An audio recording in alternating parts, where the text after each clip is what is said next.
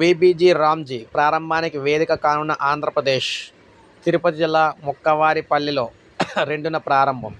జాతీయ గ్రామీణ ఉపాధి హామీ పథకం స్థానంలో కొత్తగా తీసుకొచ్చిన వీబీజీ రామ్జీ ప్రారంభ కార్యక్రమాన్ని ఆంధ్రప్రదేశ్ వేదిక కాబోతుంది. తిరుపతి జిల్లా ముక్కవారిపల్లిలో వచ్చే నెల 2న ఉదయం 11 గంటలకు కార్యక్రమాన్ని ప్రారంభించనున్నారు. కేంద్ర గ్రామీణాభివృద్ధి శాఖ మంత్రి శివరాజ్ సింగ్ చౌహాన్, ముఖ్యమంత్రి చంద్రబాబు, ఉప ముఖ్యమంత్రి పవన్ కళ్యాణ్ పాల్గొంటారు. శ్రామికుల జీవనోపాధికి ఎంతో దోహదం చేస్తున్న ఉపాధి హామీ పథకాన్ని 2006 ఫిబ్రవరి 2న అనంతపురం జిల్లా బండ్లపల్లిలో అప్పటి యూపీఏ ప్రభుత్వం ప్రారంభించింది. రామ్జీని కూడా ఏపీలోనే ప్రారంభించాలని ఉప ముఖ్యమంత్రి పవన్ కళ్యాణ్ ఇటీవల ఢిల్లీ పర్యటనలో చేసిన విజ్ఞప్తిని కేంద్ర మంత్రి శివరాజ్ సింగ్ చౌహాన్ అంగీకరించారు. ఈ మేరకు ఏర్పాట్లు చేస్తున్నారు. రాష్ట్ర పంచాయతీరాజ్ గ్రామీణాభివృద్ధి శాఖ కమిషనర్ కృష్ణతేజ, తిరుపతి జిల్లా అధికారులు రైల్వే కోడూరు నియోజకవర్గంలో పర్యటించి ముక్కవారిపల్లిని అయితే ఎంపిక అయితే చేశారనమాట.